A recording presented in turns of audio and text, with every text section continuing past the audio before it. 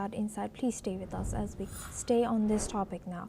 Hamas is accusing Israel of violating the current ceasefire by pushing military positions beyond what is known as the yellow line, the agreed boundary behind which Israeli forces were required to pull back. Speaking today, Hamas's spokesperson Hazem Qasim has said that Israeli troops are working daily to shift that line westwards, calling it a clear breach of both the ceasefire and the maps included in President Trump's published plan. Qasim has urged international mediators to intervene immediately, saying Israel's actions show blatant disregard for the diplomatic efforts underway.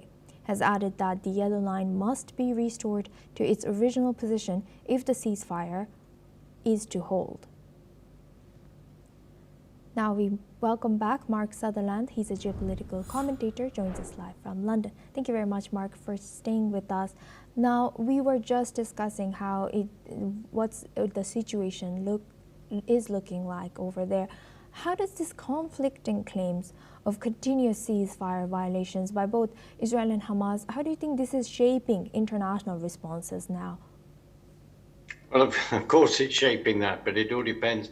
What your particular views are.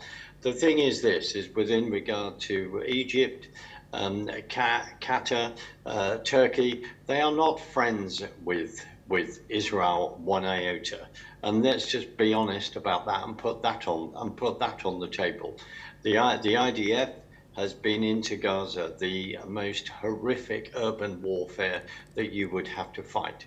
They have then had to come against a tunnel system that, if you combine the London Underground and the New York Underground system, you might even just about get to what Hamas have actually built. They've taken all that money that the EU and various other countries around the world, and they have then taken that and then built this tunnel system to then, within their dream, as I just said earlier, is to wipe Israel off the face of the earth and get rid of the Jewish homeland. That's it. That is what their mindset is. So when you are dealing with that kind of mindset, the only thing that you can respond to is strength. We go back to the 7th of October 2023, you go back to the 6th of October 2023, there was peace there, you could say. And of course, rockets had regularly come over from Gaza, and having visited the Gaza envelope recently, and you walk into a kibbutzim and then you find out that there were 400 people living there, and 200 of those are dead now or taken hostage. This is the reality on the ground.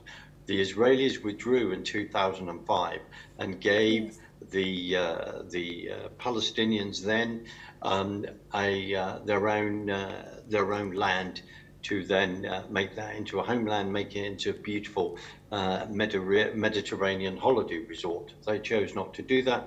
They chose to turn it into a rocket launch pad. All of these things have to be reminded of, and also to remember, just quickly, that yes, Egypt had not facilitated at all anyone moving from Gaza into their country, so they would not suffer of any military action that, of course, Hamas started on the 7th of October. They have not done that. When you pick through all of the history, all of the facts, it comes down to one thing. They do not want to live peacefully at all with Israel. You then have to go through Erdogan of Turkey's rhetoric to then back that up. Unfortunately, people don't like facts and they don't like history, and that is what we then have to talk about. Asuma.